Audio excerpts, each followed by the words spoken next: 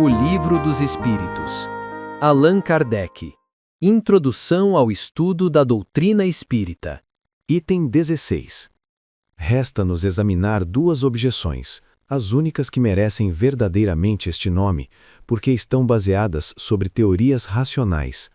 Ambas admitem a realidade de todos os fenômenos materiais e morais, mas excluem a intervenção dos espíritos. De acordo com a primeira destas teorias, todas as manifestações atribuídas aos espíritos seriam somente efeitos magnéticos. Os médiuns estariam num estado que se poderia chamar sonambulismo desperto, fenômeno que toda pessoa que estudou o magnetismo pôde testemunhar. Neste estado, as faculdades intelectuais adquirem um desenvolvimento anormal. O círculo das percepções intuitivas se estende para fora dos limites de nossa concepção ordinária. Por conseguinte, o médium, pelo fato de sua lucidez, tiraria dele próprio tudo o que diz e todas as noções que transmite, mesmo sobre as coisas que lhe são mais estranhas em seu estado habitual. Não somos nós que contestaremos o poder do sonambulismo do qual vimos os prodígios e estudamos todas as fases durante mais de 35 anos.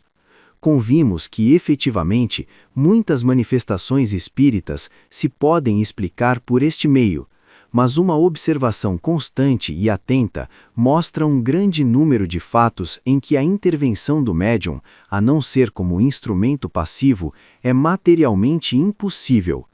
A aqueles que compartilham esta opinião, diremos como aos outros: vede e observai, pois seguramente não vistes tudo. Opor-lhes-emos em seguida duas considerações tiradas de sua própria doutrina. De onde veio a teoria espírita? Será um sistema imaginado por alguns homens para explicar os fatos? De maneira nenhuma. Então, quem a revelou? Precisamente esses mesmos médiuns cuja lucidez exaltais. Portanto, se essa lucidez é tal como a supondes, por que teriam eles atribuído a espíritos o que teriam tirado deles próprios?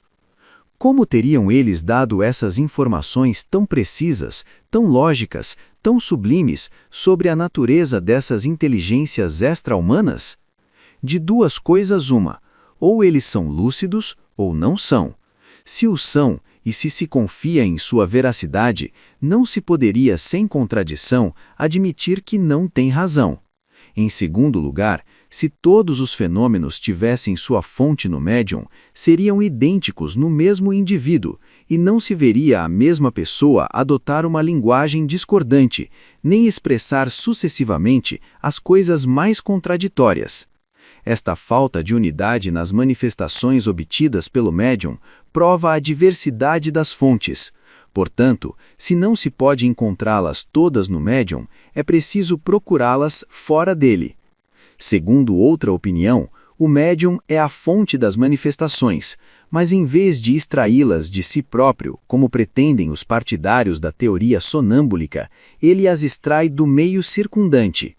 O médium seria, assim, uma espécie de espelho refletindo todas as ideias, todos os pensamentos e todos os conhecimentos das pessoas que o cercam. Ele não diria nada que não fosse conhecido ao menos por algumas delas. Não se pode negar, e esse é mesmo um princípio da doutrina, a influência exercida pelos assistentes sobre a natureza das manifestações. Mas essa influência é completamente diferente daquela que se supõe existir, e daí a que o médium seja o eco dos pensamentos deles, há muita diferença, pois milhares de fatos estabelecem peremptoriamente o contrário. Esse é, então, um erro grave, que prova uma vez mais o perigo de conclusões prematuras. Não podendo negar a existência de um fenômeno do qual a ciência vulgar não pode dar conta, e não querendo admitir a presença dos espíritos, essas pessoas o explicam à sua maneira. Sua teoria seria especiosa se pudesse abarcar todos os fatos, mas não é assim.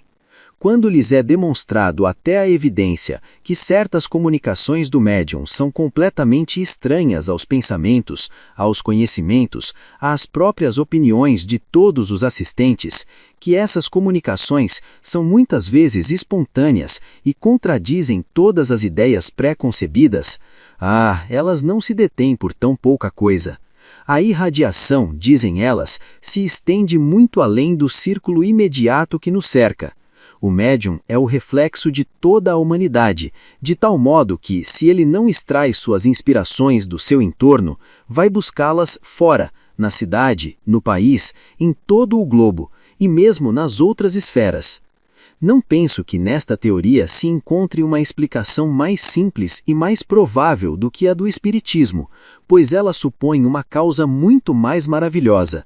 A ideia de que seres povoam os espaços e que, estando em contato permanente conosco, nos comunicam seus pensamentos, não tem nada que choque mais a razão do que a suposição dessa irradiação universal, vindo de todos os pontos do universo, se concentrar no cérebro de um indivíduo.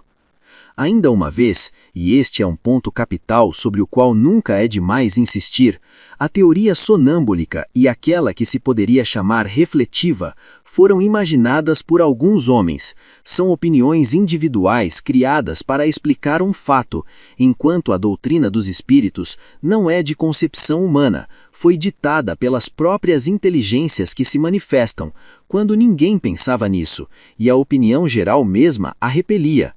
Ora, perguntamos onde os médiuns foram buscar uma doutrina que não existia no pensamento de ninguém na Terra? Perguntamos, além disso, por que estranha coincidência milhares de médiuns disseminados em todos os pontos do globo, que nunca se viram, concordam em dizer a mesma coisa? Se o primeiro médium que apareceu na França sofreu a influência de opiniões já propagadas na América, por que bizarria foi extrair suas ideias a 2000 léguas além-mar, em um povo de costumes e linguagem estranhos, em vez de tomá-las ao seu redor? Mas há outra circunstância na qual não se pensou suficientemente. As primeiras manifestações, na França como na América, não ocorreram nem pela escrita nem pela fala, mas por batidas que concordavam com as letras e formavam palavras e frases. Foi por este meio que as inteligências que se revelaram declararam ser espíritos. Portanto, se pudéssemos supor a intervenção do pensamento dos médiuns nas comunicações verbais ou escritas, o mesmo não poderia acontecer com as batidas, que sua significação não poderia ser conhecida de antemão. Poderíamos citar inúmeros fatos que demonstram na inteligência que se manifesta uma individualidade evidente e uma independência absoluta de vontade. Remetemos, portanto, os dissidentes a uma observação mais atenta, e se eles aceitarem estudar sem prevenção e não concluir antes de terem visto tudo, reconhecerão a impotência de sua teoria para explicar a razão de tudo. Limitaremo-nos a fazer as seguintes perguntas. Por que a inteligência que se manifesta, seja ela qual for, se recusa a responder a certas perguntas sobre assuntos perfeitamente conhecidos, como, por exemplo, sobre o nome ou a idade do interrogador, sobre o que ele tem na mão, o que fez na véspera, o projeto do dia seguinte, etc. Se o médium é o espelho do pensamento dos assistentes, nada lhe seria mais fácil do que responder. Os adversários retrucam o argumento, perguntando por sua vez por que espíritos que devem saber tudo não podem dizer coisas tão simples, segundo o axioma: quem pode o mais, pode o menos? Daí eles concluem que não são espíritos. Se um ignorante ou um gracejado de mau gosto se apresentasse diante de uma assembleia douta e perguntasse, por exemplo, por que é dia ao meio-dia, acredita-se que ela se daria ao trabalho de responder seriamente? E seria lógico concluir pelo seu silêncio ou pelas zombarias com que gratificasse o questionador que seus membros são senão asnos? Ora, é precisamente porque os espíritos são superiores que eles não respondem a questões ociosas e ridículas e não querem ser postos no banco dos réus. É por isso que eles se calam ou dizem para que se ocupem com coisas mais sérias. Perguntaremos, enfim, por que os espíritos vêm e partem muitas vezes em um dado momento, e por que, passado este momento, não há preces nem súplicas que consigam trazê-los de volta. Se o médium agisse somente pelo impulso mental dos assistentes, é evidente que, nesta circunstância, o concurso de todas as vontades reunidas deveria estimular sua clarividência.